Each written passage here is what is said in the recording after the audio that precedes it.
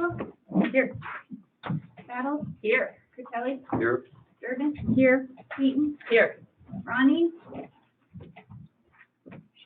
She's there. And I'm here. Sorry. Clark? Whistler? Here. All right, so we have a few interesting things on the agenda this evening. I'd just like to say that we're all here trying to benefit the community. We want to hear your input. And we're also glad to have you here to know what's going on with the city and share your thoughts. If you'd like to make a comment at the appropriate time, please do so. Keep your comments limited to 3 minutes. Lonnie will keep track of it, and we will ask you to wrap it up when the time expires. Also, please keep your comments directed toward me and the council, and please do not reference specific individuals. If you wrote a letter, be assured that we have read it, and you don't need to read it again. Currently, all letters sent in are included in the business meeting packet, which will be the next meeting. And with that, we'll start the meeting with the use of city-owned land permit for the Labor Day Arts Fair in September 22. Jen, do you want to introduce that? yeah, so the Arts Guild, this is their event that they do right after Fun Run every single year. So this application was very well put together and very thorough. It includes their insurance policy. It also includes all that they collected signatures from all the neighbors. And basically it looks pretty standard. This is an event they've been doing for a number of years now. It's use of Lions Park, and it's for the 5th, well, the 4th and the 5th, set up on the 4th, and then full day on the 5th. And it looks like all of the deposits are in order as well. And we got feedback from department heads saying that everything looks good on their end, I believe. Thank you, Jen. Yeah. Does anybody have any questions? Teresa? Did I get a real lesson about it? I didn't see it. Yeah. Oh, I have no So problem. I believe it's just a matter of the timing of the application versus the liability insurance, that it does expire in April. So before the event, we just need to see the re-up. Yeah, there's a line item in their insurance thing that says once they're gonna re-up it and resend it. And for the people who have come to the meeting, we will have, this issue isn't, it's only up for discussion. We will have a public comment period after the meeting, and we'll have a few opportunities for public comment during some of the other issues that are up for public hearing. So are there any more questions or concerns? Teresa? Yeah, so Jody had mentioned that there could be, I thought there was a possibility of the Renaissance Fair moving into town. I wondered if it coincided at all with this event, or if it was later in the month in September. Does anybody know? I believe that the Renaissance Fair is this summer. This is from June, right?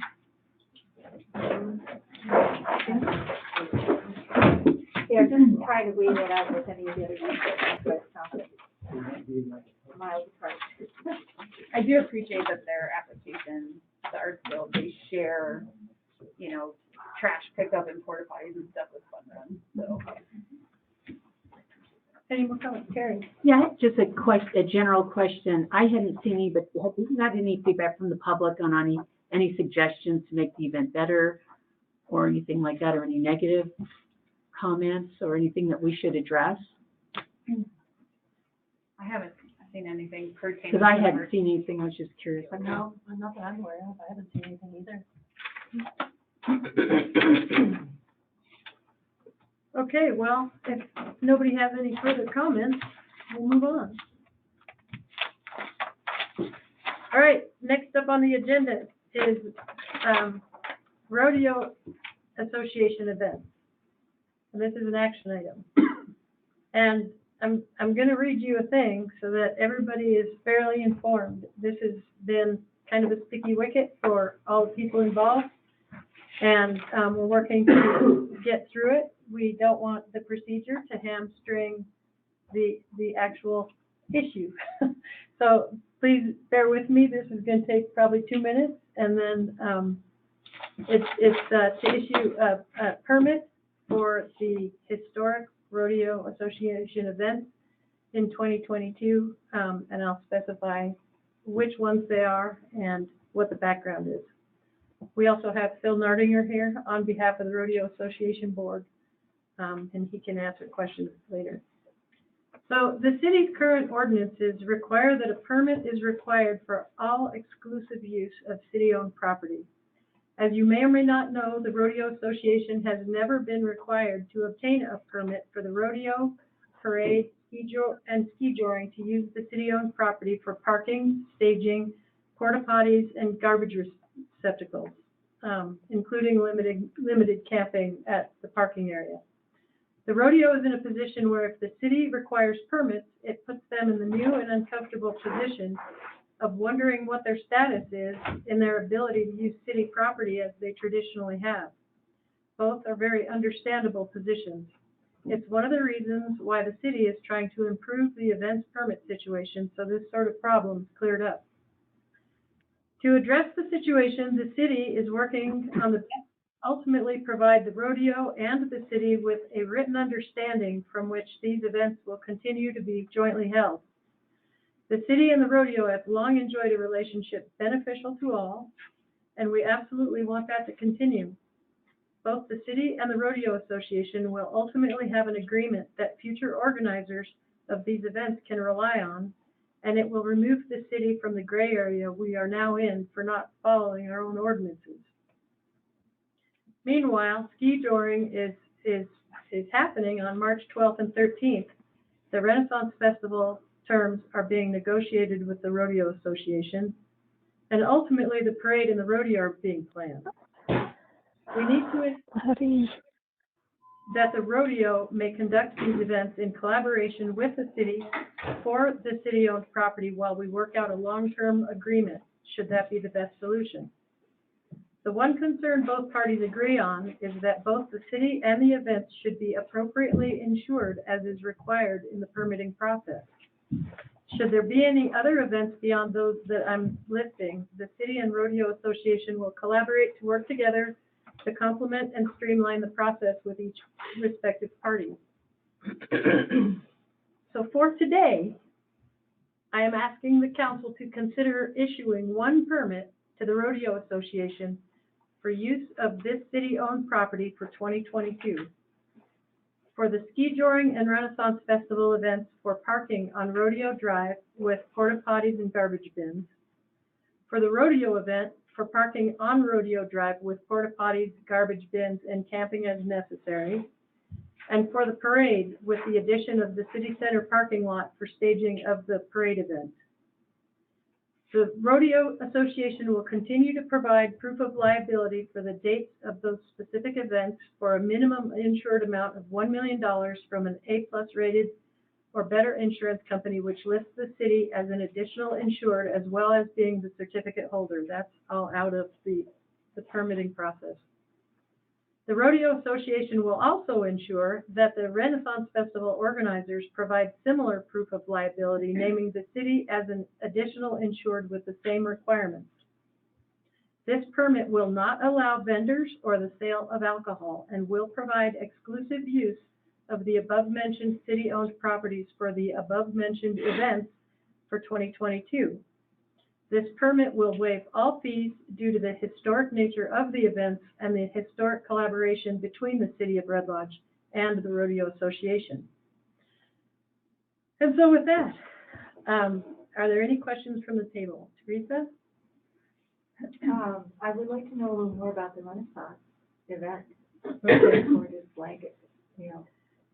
And we'll give Phil an opportunity to speak, and he can correct anything that I say, but since I'm bringing this up, it's my understanding that they're in negotiations, and that's part of the reason why we're bringing this forward now, so that he doesn't have to keep coming back to the city to be able to complete those negotiations.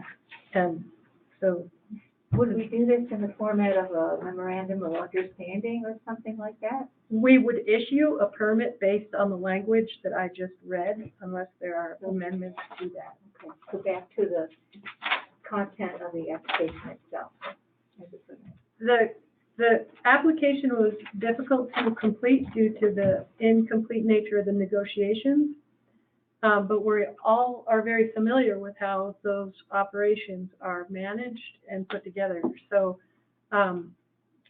basically, it would be exactly what I spoke on a permit that we just print, like the ultimate permit is printed with these terms to ensure that those terms are met. If there are further terms that you'd like to ask about, then Phil is here to handle those questions. So Kelly, do you have any questions for the table or comments? I think just second what Teresa said about the, since it's a new event, I mean, I know what the ski joring, again, long history, we understand all about the ski joring, and we understand all about the rodeo and the parade, the 4th of July parade. I guess I'm just interested in hearing more about the Renaissance Fair from Phil. Maybe he can answer some questions.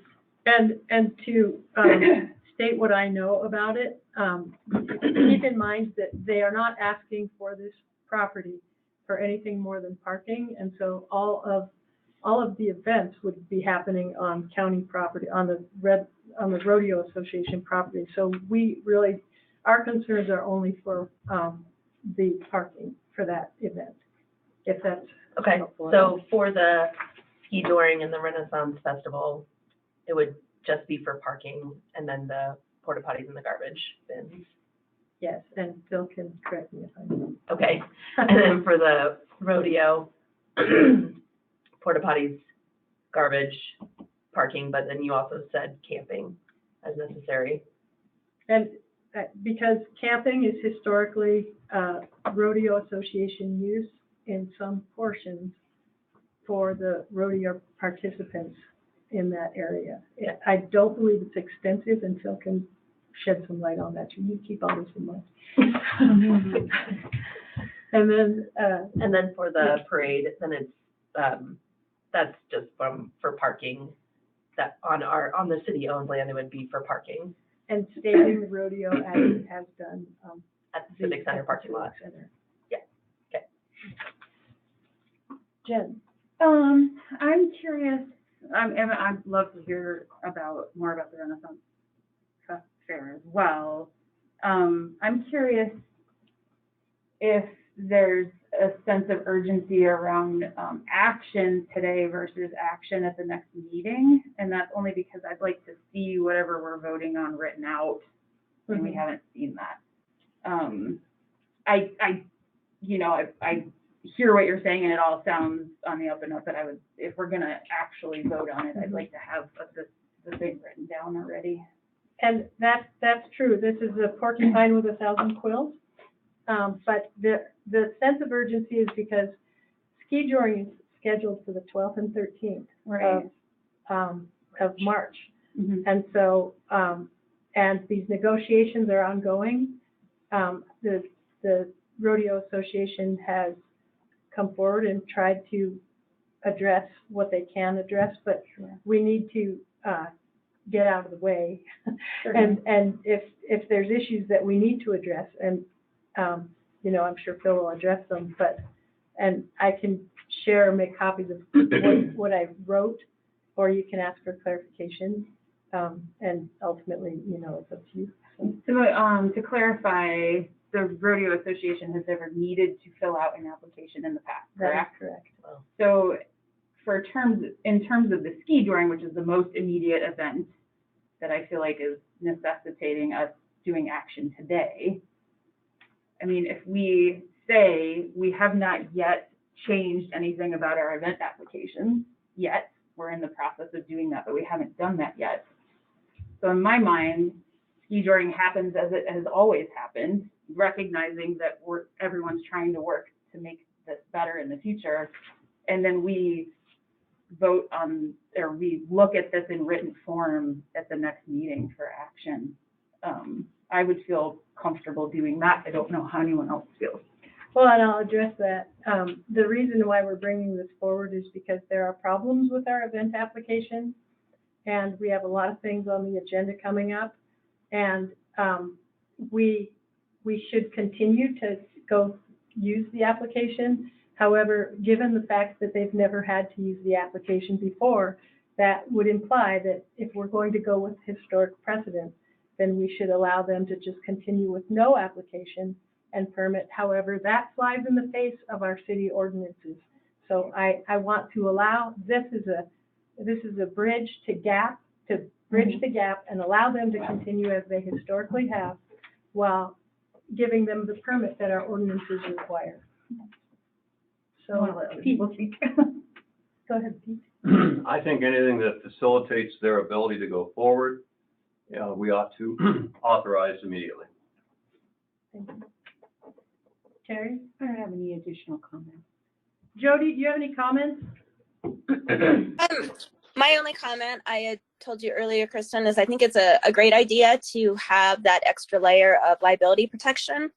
By having the Rodeo Association kind of in charge of all this, you'd have the event insurance primary, you'd have the rodeo insurance secondary, and then you'd have the city. So it actually improves the city's position as far as liability protection goes. And I agree with Pete that there's a lot of events and negotiations on the table right now, and I think it's kind of an urgent nature to make some of this happen. Thank you. Thank you. Any further questions from the table at this time? Phil, do you have any comments that you'd like to share? I guess if anybody has any questions, I can answer a few of them. If anybody has any questions about the Renaissance Festival,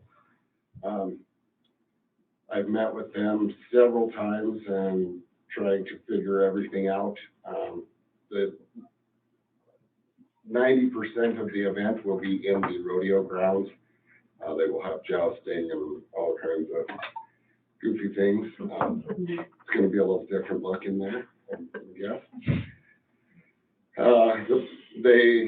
We are in the process. I have to get with the fair board to finalize. I know they moved some dates around so that they could also rent the fairgrounds, as they will need additional parking for that too, if the event is the size of what they planned.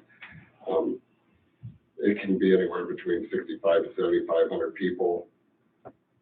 Historically, where it was at New Montana, they're not sure moving it to Red Lodge how that's going to look, but it still should be a pretty good shot in the arm for the city and anybody involved with it. They will have all the vendors, and any of the alcohol will all stay on the rodeo grounds.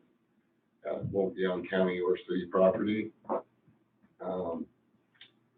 Trying to think of what other questions you guys had asked me. As far as camping and rodeo goes, the main night is the night of Flack. I don't know if anybody's ever been up there, but it looks like 27th Street and the traffic jams going on there. It's almost impossible to control everybody, but we do try. We hire local sheriffs for security, which some people don't, some people don't. It's actually a pretty big shot in the arm for the sheriff's office. But after that, then most of the time, the camping is mainly your participants. We do get a few that come through from Cody and Livingston because we are Cowboy Christmas together with them. And they sometimes will actually camp here and do the other rodeos. But I mean, generally that first night of Flack is our biggest night for as far as the camping goes. And again, I met with Kristen twice in the last week or so, and tried to hammer out a few things to make this go forward, and maybe we don't have to revisit it every time there's a different council or, but I think that we've got some good things, and like I said, we're just trying to make the events go off, and we are still in negotiations with the Renaissance Fair. We basically donated them our ground because we want to see it go, and we want to bring that event here. It's been well received. I guess there's quite a few participants from the Red Lodge area in Carbon County that participate in this, so I think it's going to be a good addition. Is there any other questions? Julie? The Renaissance Fair, it's June. Is that the time frame that they're looking at? It is. And how long of an event is it? 2 days. Okay. But we'll probably, I think I wrote the permit for 5 days or something, so they got a couple days to prepare, have their event, a couple days to clean out. That way, if there's a problem, they can get Jim and City or somebody come up there and say, hey, we gotta clean this up or do something better, or whoever I need to talk to get us signed off on that. I do believe that Angela probably has a copy of our insurance that I had sent today. Did you not get one from Hub? Should be from Heather at Hub. She said she was gonna send you a copy. Oh, I checked it when I got back in, but I didn't see it. Okay, So it she'll just probably happened send it. today. I do have it on an email, but it has been already ordered up to, cause we have blanket coverage for the entire year, basically. But it does meet all the criteria of this permit. And we are requiring the Renaissance Fair to carry the same, and they will also be undersigned at, the county, city, and the Home Champions Rodeo grounds. So, like I said, that if you don't have it, you will have it. I was unfortunately out at the ranch, so I wasn't able to print anything out there. And this, the language, which I can repeat if anybody would like, requires the insurance clause from the permit, so that needs to be in place. If it's not in place now, it's required that it be in place prior to the event. Yeah, and that's not gonna be a problem. One of the things, because I'm like, well, I wanna get a copy of our insurance for the rodeo event itself. And she goes, well, I'll write it up, but our renewal comes June. So she says, well, we'll put that on there as we are covered, and then our renewal is in June, or right in June. So we just have to give them a check and it's redone. But like I said, you should have copies of all of that. It's just I couldn't. She will send the insurance as updated. Mm-hmm. Teresa? So I'm just wondering if there's a plan B, should 50 or 6,500 people come out from Billings cars. Is there a plan B for parking somewhere and to ensure there's egress for emergency vehicles, and how would you manage that for the Renaissance Fair? They have in their group, they have their own security, and they will work with local authorities too. And they have their own people that park, because they have a pretty big group. This isn't their first deal. I did ask them that, and they assured me that they will have that handled. As far as the emergency, as far as overflow for parking, I'm again getting with the fairgrounds and the county, and the overflow will be just like the rodeo on the 4th of July, and we will just park them where we can. And like I said, I don't know if that's through the whole weekend or if it's 3,500 a day. I don't know. Thank you. I would also like to add that in this process where we're redesigning the event process, the things like the Renaissance Fair are fairly new to, I don't think there's been an event of that magnitude at the rodeo grounds, at least for a while. And I think that if we allow the responsibilities on the rodeo grounds, which I'm pretty grateful for, but it would be a really good heads up as we're refining our process to see exactly what the problems are between both us and the rodeo grounds. So it'll be a good proving ground. Are there more questions for Phil? Thank you, Phil. Thank you. So if there are comments from the public, please direct them to the presiding officer, which is me. Also limit your comments to 3 minutes. And if you'd like to comment, please come to the podium and state your name and address. Are there any comments from the public in person? Are there any comments online? All right, final call for comments. Any comments? All right. May I have a motion permitting a permit to be issued to the Rodeo Association under these terms? And I'm happy to read the terms again if anybody'd like. So move. Second. All right, roll call? Battles? Yes. Fratelli? Yes. Durbin? Yes. Eaton? Yes. Ronnie? I can't vote. I'm not in the room, but thank you though. Whistler? Yes. Thank you. The next thing on the agenda is ordinance number 762, the second amendment for council meetings. This is a public hearing and it's the second reading. Oh, Right? Yes. all right. This amendment of ordinance 762 is to hold a regular meeting for the transaction of city business on the second and fourth Tuesday of each month from 6 p.m. to 8 p.m., including a work session if necessary. This work session shall not exceed 1 hour, and no meeting shall conclude later than 8 p.m. without council approval. Its purpose is to eliminate a gap of time between work sessions and council business, and each meeting will run the same as opposed to the current system of having one work session and a separate business meeting. This action requires a public hearing, and so the public will have the opportunity to comment. Again, please limit your comments to less than 3 minutes.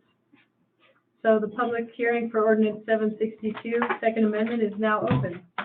Any comments from the people who are physically present? Any comments from the people online? Any further comments? Last call. All right, public hearing is now closed.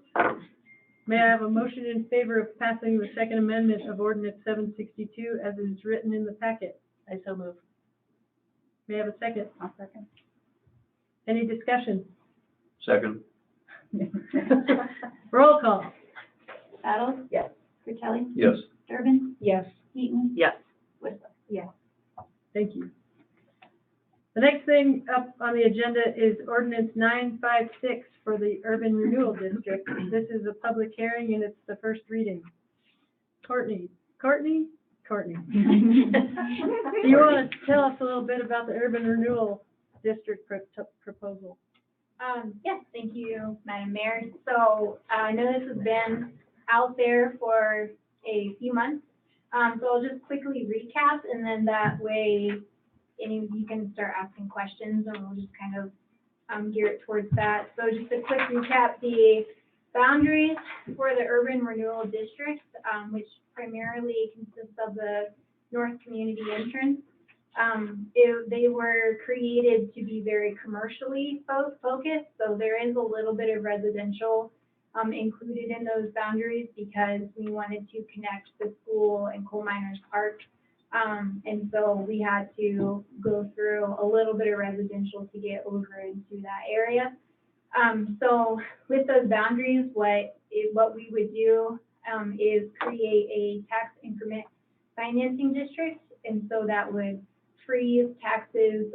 So for base year is 2022, taxes would be frozen within that year. And then as any development happens that would increase the tax base, we would capture those increases. And Andy Parks with Leland Consulting is online to answer any questions regarding any financial aspects of the TIF district. And so an urban renewal plan that goes along with this identifies our visions, our goals.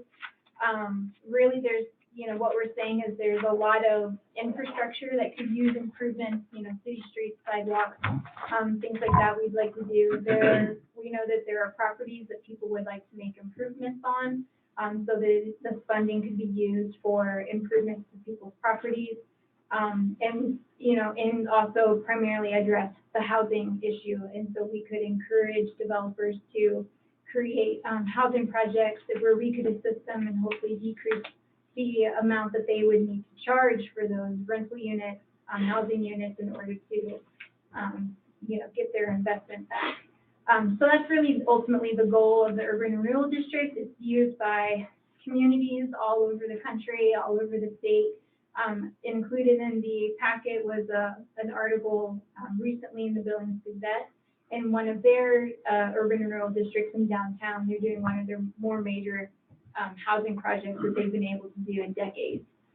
So the whole city is really excited about this housing development project in downtown in an old I think it's an old tire warehouse or something. So there's, so many examples of how this has been used, well across the state, and we're really excited to bring it to Red Lodge. Thank you. So this is, as I said, it's a public hearing, and so the public hearing for ordinance number 956 is now open. Are there any public comments from the public about this proposed ordinance? Present in real life. Come on up. Heather Quinn, Bear Creek, Montana. Courtney and I discussed a boundary. I don't know if it's an issue, and Jim, you may have some insight on this as well, but Mountain Springs Mobile Park is divided in half with the boundary line. Did you get my email that I sent? Yes. Okay. But I didn't get anything about, like, do we change it? I didn't know, I wasn't super comfortable or know if the city is comfortable having it not be the entire mobile park. Yeah. So if you state what your questions are, then they'll try and cover them when we move into that part of the, I'll address it when we move forward after the public comment period. Okay. but if you have comments about it, then you're welcome to. And we'll double back and do it again. Okay, well, and I guess because part of it also involves, like some unfinished structural things within the mobile park, as far as some, I don't know, culverts and some sidewalks and streets and things. And I have a list of all of that. So I just wanted to make sure that, that's my question, is to make sure that it doesn't become an issue down the road. Thank you.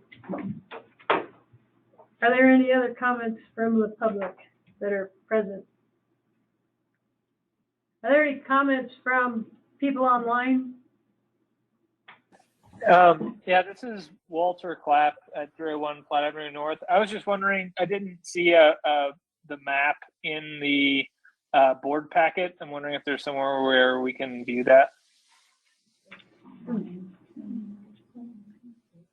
It's online on the website. It's online on the website, I believe. Okay. And if it isn't, then they'll address it. Thank you. Any more comments online? Yeah, this is Robin Adams. I live on 802.5 South Grant in Red Lodge. And I just wanted to say I support this urban renewal district, and so do many of the members of the Workforce Housing Steering Committee over at the Red Lodge Area Community Foundation. And Beartooth RC&D is finalizing a housing study that includes Carbon County. And their #1 policy recommendation for Carbon County for local governments is to provide infrastructure assistance. So I think this is a really elegant way to do that when the city doesn't have too many tools in their belt to provide that assistance to developers, specifically for, making affordable housing pencil. So I would love to see this move forward. Thank you, Robin. Any more comments, online or in person? All right, public hearing is now closed. May I have a motion in favor of passing ordinance 956? I so move. A second? I'll second. I move to amend. Okay. I believe the ordinance as it reads, says that it's effective or taxable value shall be calculated from the base year January 1, 2021. Is that, should that be 22? Yes, we would have to change the base taxable value year. So that's the amendment that I'm move to amend base year for this ordinance 956 to January 1, 2022, or would it have to be a later date since we've already started the year? It can be the year that you pass it, yeah. Is there a second on the amendment? I'll second. Another amendment. Okay, what's your amendment? Okay, so I, move to amend the Wait, ordinance. Point of order. Sorry. We have one open already. We have, so we vote on it? We'll vote on just the amendment and one amendment first. So, yes, that's where you used to do it, Okay. at least. Roll call on the amendment to change the date. Battle, Yes. Fratelli, No. Durbin, Yes. Eaton, Yes. Whistler. Yes. And you have a second I amendment? have a second amendment. Okay. I move to amend the section that, lists the goals to include the expanded goal list, which is on page 19 of the urban renewal plan, which I gave everybody a copy of. Essentially, the reason why I want to include it in the expanded version is because I think it will help clear up some, it will help clarify why we are moving forward with the urban renewal district and what its purpose is in terms of addressing workforce housing and mixed use and connectivity. The expanded list kind of lists all of those things, whereas the current written ordinance doesn't mention workforce housing, the word workforce housing at all. So I'd like to just include this expanded list where the shortened list currently is. Is there a second? I'll second it for discussion. Okay. All right, do you want to vote on that now then? Oh, Just so we can discussion. discuss it. So, discussion at the table. Yes? So I believe it's important to ensure, I haven't seen it, I'm sorry, I didn't see the discrepancy between the two listings, but they should be in tune with the urban renewal plan, anything that's cited in the ordinance. So are you suggesting that your amendment Is directly Is from the doing plan. is from the plan? Yes, correct. It's page 19 of the plan. Yeah, so Teresa, what she's saying here is, on page, 15 of our packet. Okay. It, under section 1, so it's on page 15 of our packet, Oh, the four. number 4, the 4 goals. So it briefly states the 4 goals of increase housing units near downtown, support business development, public infrastructure improvements, and goal 4, promote historic preservation and cohesive urban design entity. And then, so those are the same goals as, what she's supplied us from page 19 of the actual plan. And so what she's saying is that it would be helpful to list out, so they have the goals, we have the goals on page 19 and 20 of the Right. plan, but then to list the objectives specifically under each of those goals. So we're talking about supraheading versus the detail. So the plan contains these same goals, it's just not all the detail that you're asking. Yes, You're asking for the detail to move over to the ordinance. this particular part of the detail over in the ordinance specifically because it outlines that we're doing this primarily to address workforce housing, and workforce housing is not currently written into the ordinance. Like, the language is not in there. It just references the plan, so I just like to see the goals expanded out. I don't know, I think we're covered either way, is my opinion, but Do we want to vote on the motion? Well, what usually, I guess I'm curious about what in ordinances, my understanding is that they are usually meant to be more brief, and then the actual plan itself is more detailed. But could we strike a balance and just put in maybe something about, like on page 15 of our packet, I know it's not 15 of the actual ordinance, but, maybe somewhere it says the goals of the North Community Entrance Renewable Urban Renewal District as stated in the North Community Plan are, and then, maybe just a sentence about, you know, specific objectives, The see specific urban objectives, renewal plan. page 19 and 20 for specific objectives, or something like that. I think it's. I mean, I can see how maybe we wouldn't want this document to be, you know, even bigger than it already is, the ordinance. But that might be something that, you know, could be a good compromise. Well, I'd also like to clarify, is the plan finalized? Because it still says draft. No, the plan's not So- final. The plan's not final until, We approve it. So okay. Courtney, do you have anything else you want to add to that part of the discussion? yeah, I always appreciate when, because, you know, you don't want to create something that's so lengthy that nobody's going to want to reference as someone who's been referencing a lot of past ordinances. So it is always really nice to read it and see a specific reference, so you know where to go to find the more detailed information. So I would maybe suggest, as stated in the North Community Entrance Urban Renewal District Plan, see Chapter 4, semicolon, vision, priorities, and goals, and then it's immediately, you know, right under that. But I hear what Jen is saying about wanting. There was a lot of discussion on that in the planning board of using the terminologies because they felt we need housing units. And so they, you know, didn't want to express too much on saying workforce versus affordable, but the importance of having diversity of housing units as well. So that's also probably why that got written like that. Any further discussion on the amended motion? Are we changing the wording to what What she he suggested, or?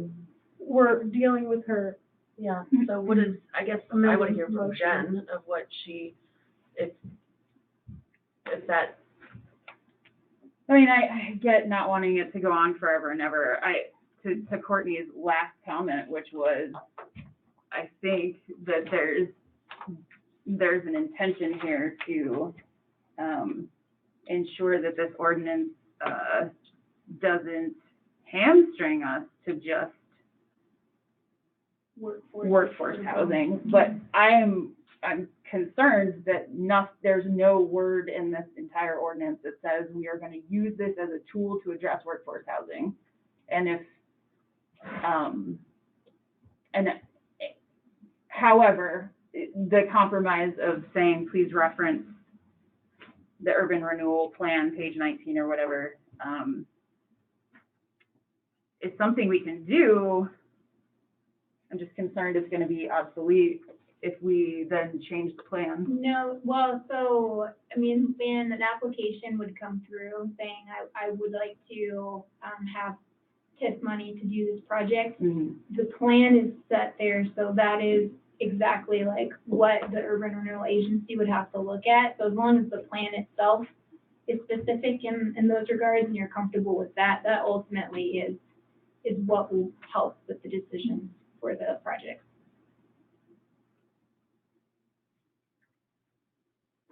It seems interesting that we're going to pass this ordinance before we approve the plan.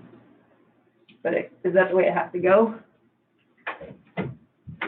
I believe so. I Okay. believe that was when James was here that Okay. there's a Well, then, process. good faith effort, like if we just put a comma, parentheses or something, please see urban renewal plan, pages 19 and 20, I'm happy with that.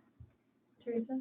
So before your time on council, Jen, the urban renewal plan was adopted or approved by the planning board and zoning commission. Yep. And recommended to city council. So we did get those last term in our packet, and, you know, I don't believe it's going anywhere until we decide what to do with the ordinance. Got it. And then, yeah.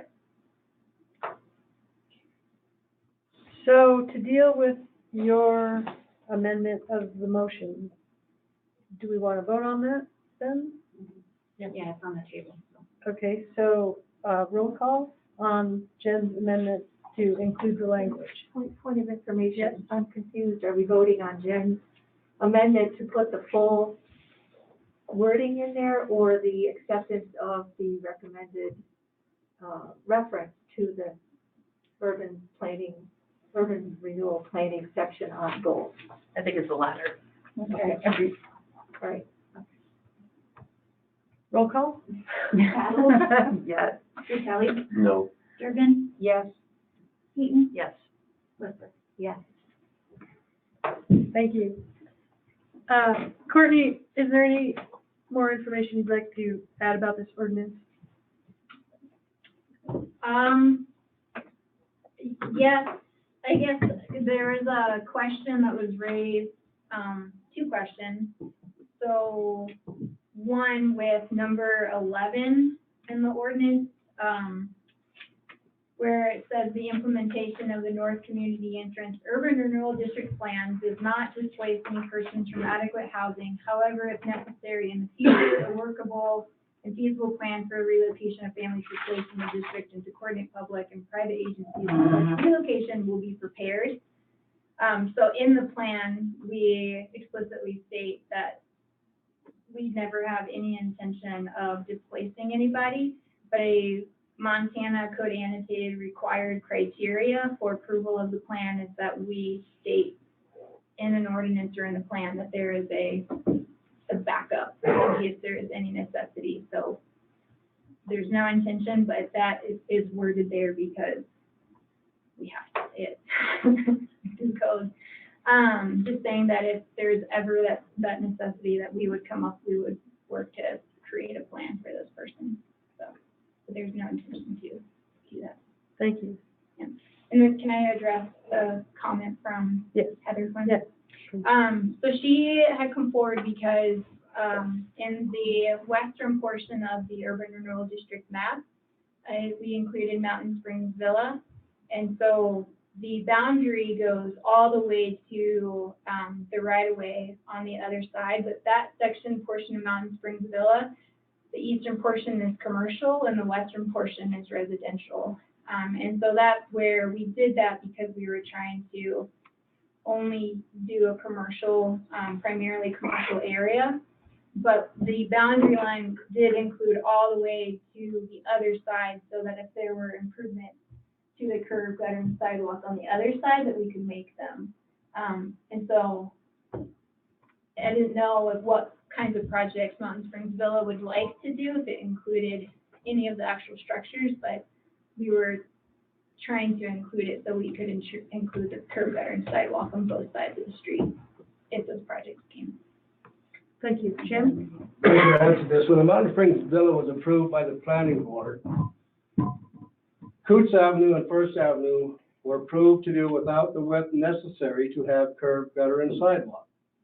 It was approved by the planning board, approved by the council back at that time. There's no way you're going to go back in there and make any difference to Coots Avenue for the first block of it and First Avenue. There is no width possible to add the curb, gutter, and sidewalk on both sides of that street. On First Avenue, there's sidewalk on the south side. On Coots Avenue, there's no sidewalk, and there's no room to put either one. This was done by the council and the planning board years ago. You're not going to go back in there and make any changes on the amount of property available. It's done. It's in there. So you got to look at that when you're making the other plans. What happened in the past, you can't change. And I only have one question in this urban renewal about affordable housing. What properties are you looking at that you can put affordable housing, whether it's in the commercial end or the residential, that a property owner, if they want to come to you and they want to do something else, they say, well, no, we think it'd be better if you put affordable housing. What properties in this urban, I've seen the map, are truly available for affordable housing? Well, I talked to a couple of people. There was, at one point, there was a lady with a property south of Red Lodge Ales that was interested. They had just purchased the property and they were interested in doing high-density development there, and they were interested in affordable housing.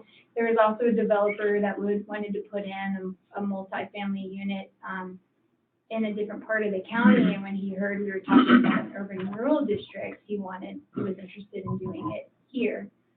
So there are a couple of properties where we've talked with people about potentially doing something, especially if it can be high density. That's the goal, is you don't need a lot of space to be able to do high density development.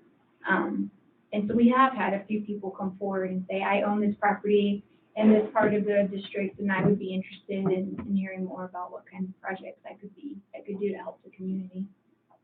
Thank you, Courtney. Is Andy Parks available? Mm-hmm. Andy, do you have any comments on any of these issues that you'd like to share? Good evening, Madam Mayor. Yeah, I think everything that I've heard, makes sense in what you're doing. The only reason that you might not, or that you may want to include the entire mobile home park property, is what may happen there could change over, 15 or year or longer period of time.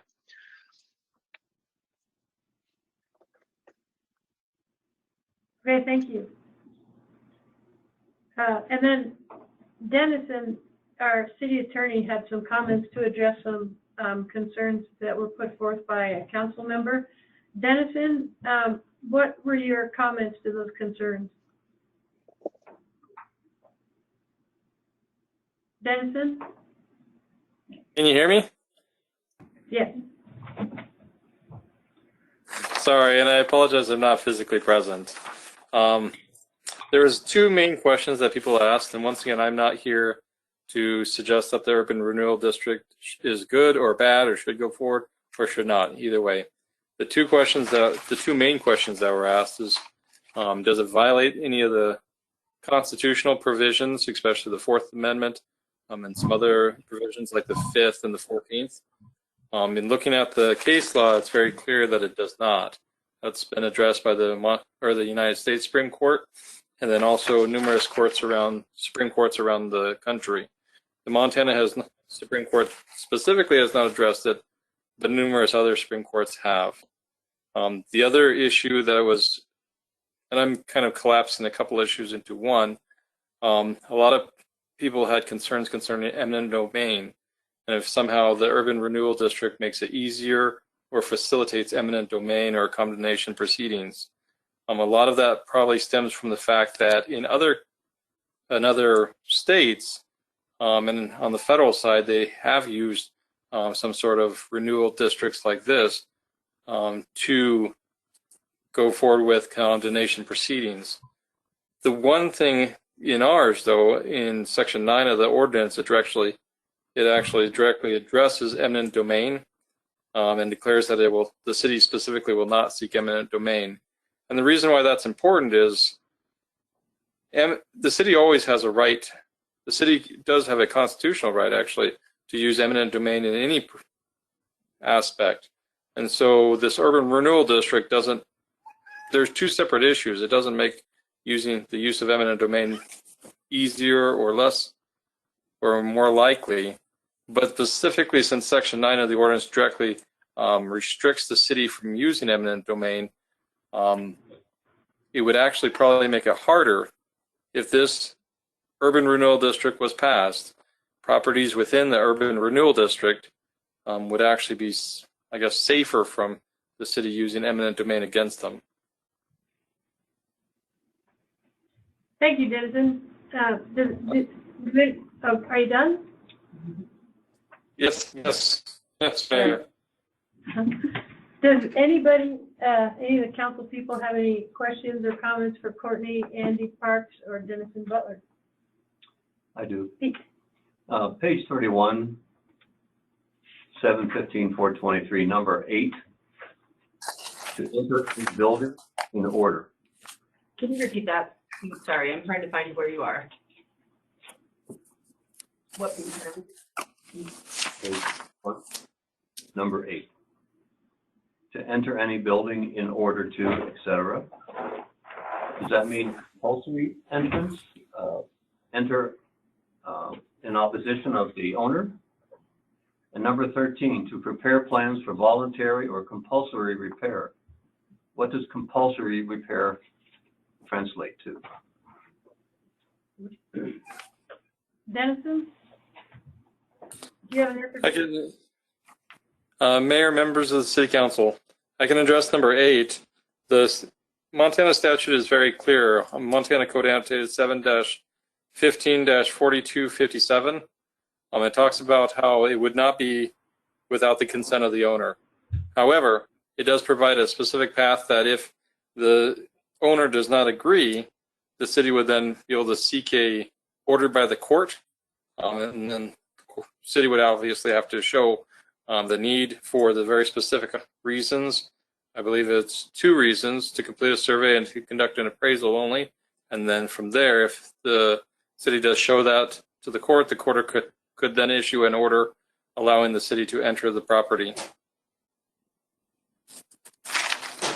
That's addressing number 8. Addressing number, I think it was 13.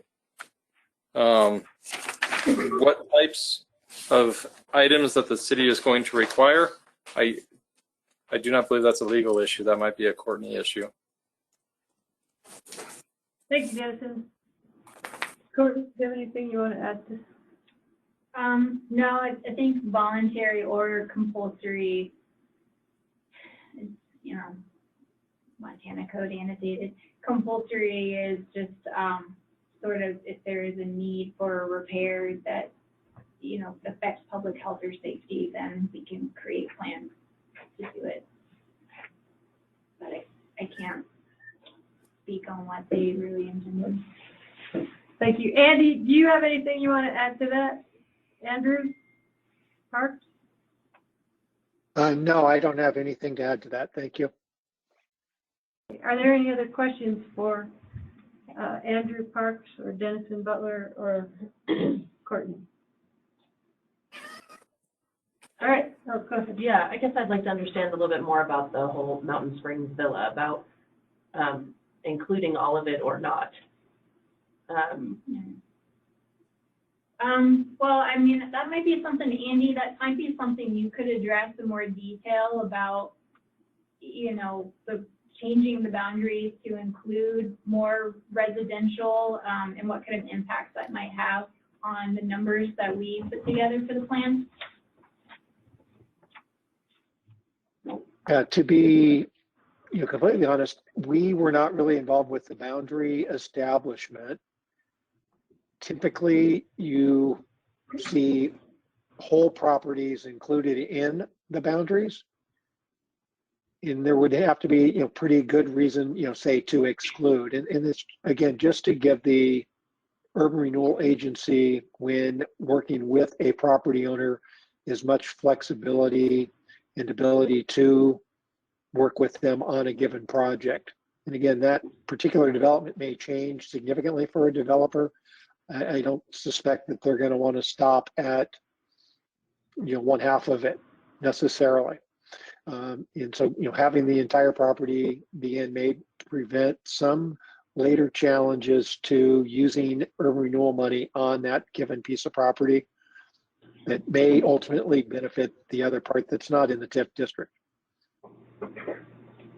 Thank you. So it could be something that, so when we created the boundaries, and just to clarify, it doesn't split a property in half. There's just a street between one side of Mountain Springs Villa and the other side, and there's a change in zoning. So there's a change from commercial and residential just on each side of the street.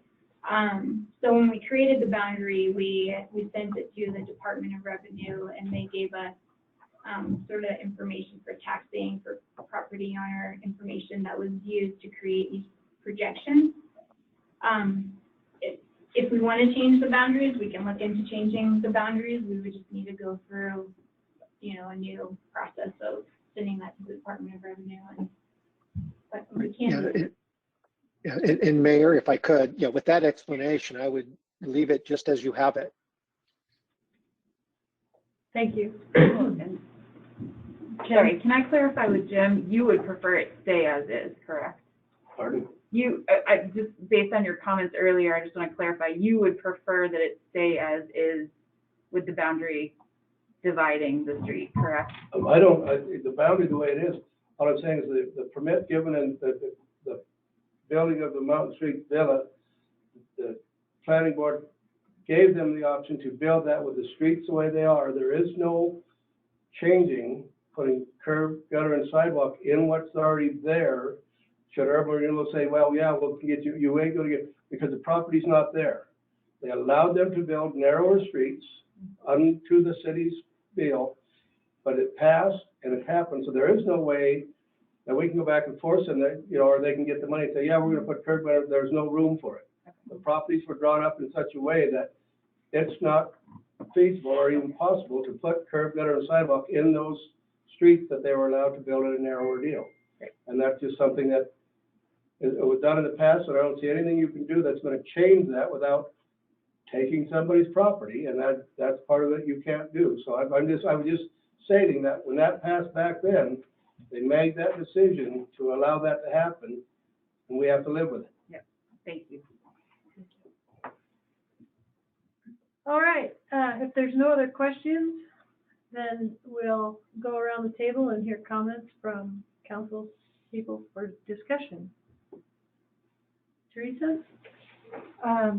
With the ordinance, with the amendments that we've discussed already, and the fact that there's a question about Mountain Village Springs, I don't believe it's harmful to leave the boundary as it is. I don't believe that stands in the way of the ordinance, but I certainly do not want to see us have to go all the way back to the original resolution with redrawn boundaries, creation of a new urban renewal district plan, and now another reading and a second reading. This has been out there for some time. There will be a urban renewal district board that will first review any and all applicants for development and potential awards of the TIF. And then knowing that that's the set plan, it's irrelevant. I mean, if they're gonna make a plan to do something, they're gonna get shot down anyway. We have, I think, checks and balances in place to prevent misuse of the TIF at a Mountain Springs Villa property. I would like to see us go ahead with ordinance 956. Thank you. Kelly? I guess just, another question maybe for Courtney about, you know, the way the boundaries are drawn. It includes that section at Highway 78 where there is currently construction beginning. And I know that, you know, the original plan was to have this in place before that construction began and before that was approved. Is there any way to retroactively be able to offer, you know, the incentives to that builder, even though it's passed? I mean, they don't have to, obviously, and we don't have to, but. Well, so they're doing phase development up there, and so, I mean, they could get to a phase where they decide that they want to do something like apartment units or something, and so they would have to go through a whole process of just making sure it works with Public Works, with the building department, and then they could apply for funding, and that would go through the whole process, and we could approve or deny it depending on that. So it's not too late for that, I guess I should say. Planning board did approve, you know, with the conditions that were presented to us, but like I said, it's the phase development, so they could always change one of their phases. And then I guess just to be clear with something that Teresa just said, that there will be a board that then will consider any applications, and then those applications would be passed on to the council for final approval. Yep, there's cities can do two things. They can create like a board within the city, or they can create an urban renewal agency, which consists of 5 people, and they encourage for property owners within the district to be on that agency. So that's what James had preferred. It's kind of what I prefer. That way we know that they are projects that property owners in the district would like to see happen. And there would be some sort of city representative or council representative on that committee if it was, Absolutely. if it was the, of the people within the district, the residents within the district. Okay. Thank you. Jen, did you have anything? I don't have anything else to add. Pete? Yes, I think in our urgency to create workforce housing, we've thrown a blanket over a whole section of our town and labeled it blight. And I think that's inappropriate and unfair to all real property owners who live in that area. I think it's, the document is an extracted bureaucratic double talk, and it goes in the face of the spirit of being a good community. And we are degrading the values of the properties that we're calling blight in order to proceed with workforce housing, and I cannot support it in any way. Thank you. Carrie? No further comments. All right, does anybody else have anything else they'd like to add? All right, then we will, yes, Teresa? Do we have to, kind of foggy on it, do we have to move to approve the first reading to move it on to the second reading? Yes, may we have a motion? I'll motion to, you guys already did a motion on the 9th. Oh, okay. Okay. Yeah. You made the motion to approve it, and you seconded it, is what I had. And then we did a bunch of amendments. And then you guys did the so now gosh, we're back to the original. We're back to the original. Thanks, Bonnie. It's been a long path. Thank you. All right, then. Would you, roll call? Battles? Yes.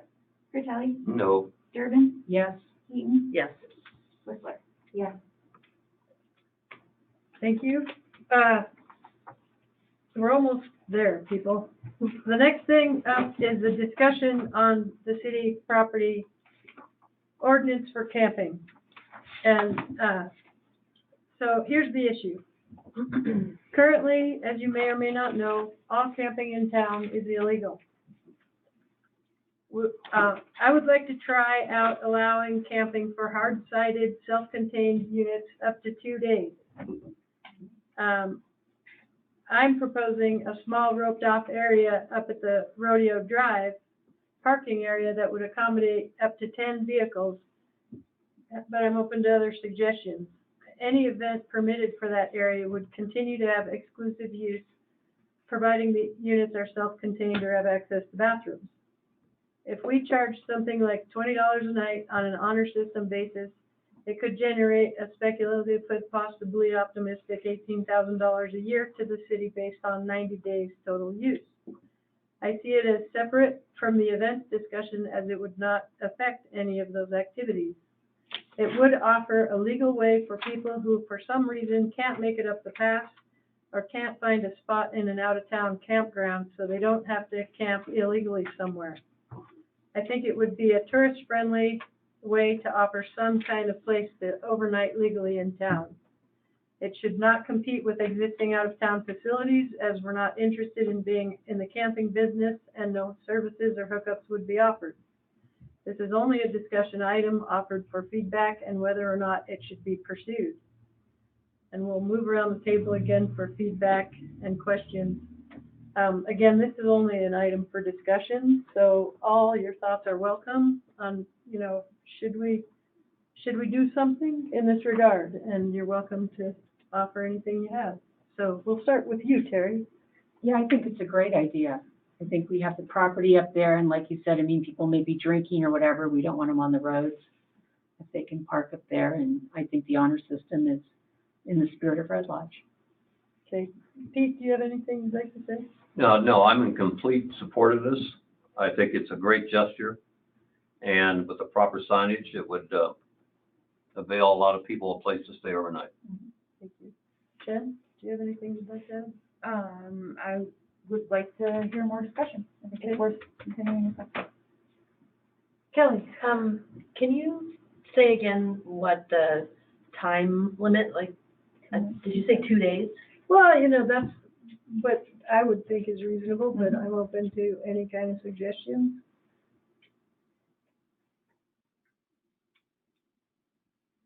So instead of it being, so in the current ordinance, it says, nobody can camp in or occupy any temporary sleeping area, any vehicle or temporary structure, including but not limited to tents, vans, pickups, campers, travel trailers, yada, yada, for more than 14 consecutive days on any privately owned property that is commercially zoned.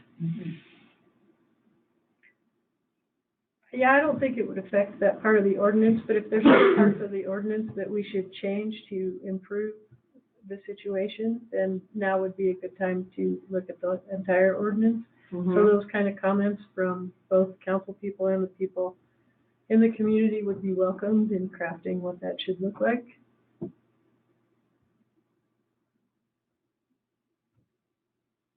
Yeah, I think it's a good idea, and I definitely think we should discuss it. Continue the discussion. Okay, thank you. I think it's a great idea. I have a lot of questions about how it would be managed, but to start with, I think it's a great idea. And first thing I thought of was, back in my day, when I was younger, I was dirt poor. I was lucky if I had a $10 tent in the back of my car. And if it couldn't make it up to pass, where would I go if I was not in an RV or a camper? Or, could we open it or make it available to people that, I understand no other facilities would be available, but a place to just park your car and set up your tent overnight could mean a lot to someone that doesn't have an expensive RV. Still, a reprieve and a safe harbor. I just think that would be nice. Well, we are, again, interested in what the community would like to say about it. We'll continue the discussion and maybe bring forward change to that ordinance. So finally, Councilperson Jen Battles is the representative to our administration department, which is tasked with a lot of the nuts and bolts of the budget process. Jen would like to present some information about that. So Jen? Just real briefly, actually, it's more just an update. I had a great conversation with Lonnie a few weeks ago, and also with Mayor about the idea of ways that we can start to incorporate more public input into the drafting of our next budget. And what we would like to move forward with council's approval is, I don't know, some of you may have been around a couple years ago when it was right around the time we passed the resort tax, but there was a brief presentation where the mayor talked very basically with the community, gave like maybe 5 slides where we talked about what is a mill and how does it affect our budget, and like the basics of budget, the budget timeline and how resort tax impacts the budget, that kind of thing. And so I would like to suggest that at the March 22nd meeting, that we kind of revamp that, and I would work with Lonnie and I would present that to the community again.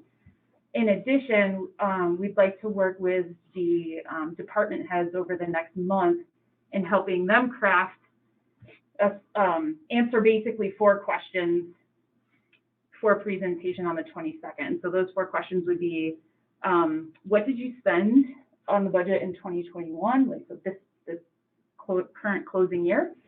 And what services were you able to provide the community? The second question would be, what are you asking for in your budget for the following year, and what services will you be able to provide the community with those funds?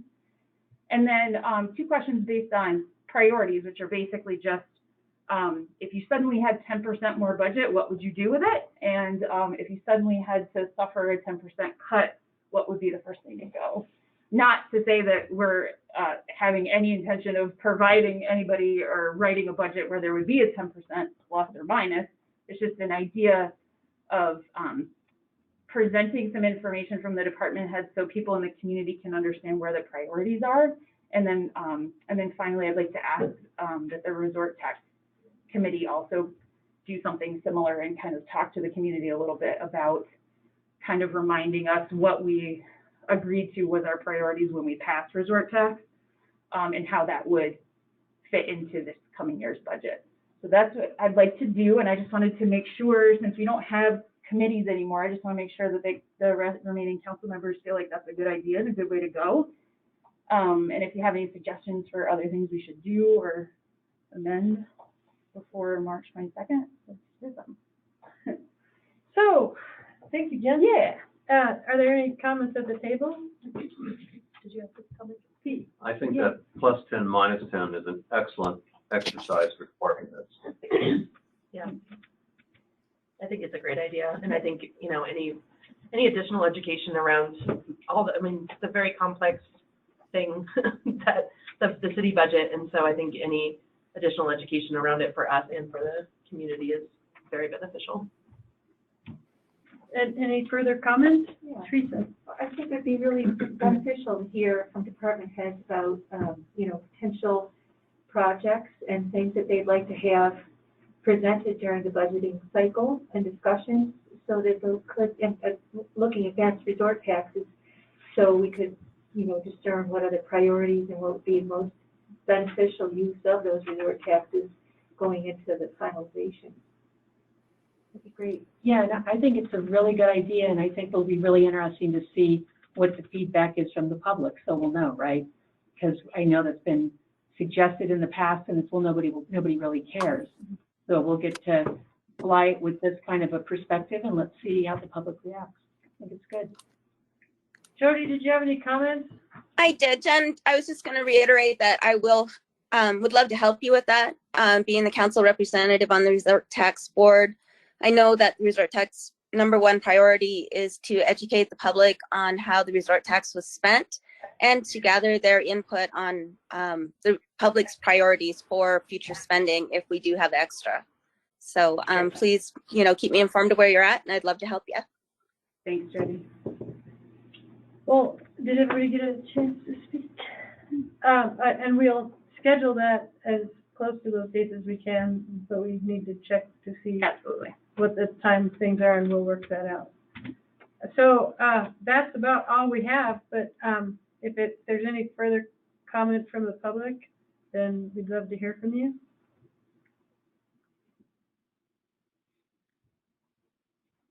Yes, I make a comment kind of sort of about the budget, kind of has to do with it a little bit. you can comment on anything you'd like. Michael Keys, 408 South McGillen Avenue. I manage a dispensary that sits just 2 feet outside the city limits. And I would like the council and mayor to consider soon allowing dispensaries in city limits. They are a legal business in the state of Montana, just like every other legal business in the state of Montana. And I know dispensary owners and managers would like to be treated as such. On the subject of tax budget, last month you would have received over $3,000 in tax from the dispensary I manage. This month you would receive almost $4,000. I fully expect in the summer months to do 4 times the business that I'm currently doing. And so I have outgrown the small building I'm in that is 2 feet outside city limits, and I'm looking to try and get into a larger facility for it. Anyway, it's, I know the city of Red Lodge right now, the ruling states that it sticks with the federal. I know most of Montana doesn't really care what the feds think. And so I would ask that you consider it a state thing and go with what the rest of the state is doing. And right now the sales aren't being stopped or affected in any way by the current ruling. People still drive up outside the golf course and purchase what they need. So I would just ask if it's possible to move forward on this subject, or if I need to ask for some kind of a public hearing or an agenda item. I don't know, but I'd like you to consider moving forward on it if you can, please. Thank you. Thank you. Any more comments? I'd like to comment. I'd like to comment. Go ahead. I love the idea of public. Can you identify yourself? All right, can you hear me now? Yeah. Can you please and address? Oh, sorry. This is Lexi Adams, 305 Northward. And I just wanted to, in case I don't get a chance to comment later, I'm really excited about your idea of a public camping site up at the rodeo grounds. I didn't know about it until tonight, but just off the cuff, I've lived here since I was a child, and I've seen so many people come to Red Lodge and not be able to find a place to camp at any of the existing campsites or at Perry's or KOA, and they have to leave or try to, sneak in camping. Unfortunately, they often don't succeed. And it's I've also traveled around the country with my family and used public sites like that in towns, and it's felt incredibly warm and friendly and welcoming. And so I think that our policy as it stands right now doesn't feel so friendly or welcoming. And so I think it would be a wonderful gesture for people and also a good little moneymaker for Red Lodge. So just wanted to comment. I think it's a great idea. All right, thank you. Are there any other online comments? Yes, this is Walter Clapp, again on North Platte. My comment is just about section 10 of the proposed ordinance about the TIF. This is about the termination of the TIF, and it just says the tax increment financing provision of the district will terminate in accordance with state law. And as a citizen, that's frustrating, because how the heck do I know where to go look to find out where this thing, how this thing terminates? So I did go find it, and it appears to be 715-4292. So if y'all could just include that statutory provision, I think that would be helpful for developers or citizens to understand, when this is going to end. Thank you, Walter. Is there any more public comment, online or in person? Yes. On the subject of camping, I don't know if any of you have ever been to Butte, but Butte does a really good job. They have a folk festival every summer, and they do a fabulous job of opening their parks up to camping during that whole time, both campers and tents. And every time I've ever been, it's actually it's very clean, it's very well done, it's very quiet. I would say if you're going to open camping up to the public, though, Red Lodge, if you're going to do hard-sided campers, no biggie, right? Because they're self-contained. But if you're going to open it up to more like tents and things like that, you're definitely going to have to take into consideration facilities. Because if you have tents up there, ultimately you're going to end up with defecation and things like that. So, just something to think about. Thank you. Yeah. Mayors. With food, right? Yeah. I mean, Yeah. Any more for public comment? I'm going to make the last call. No more public comment? Was there a hand back there? Okay. No, just saying we'll clean it up. We do every year. Can I have a motion to adjourn? I so move. Second. All right. Thank you.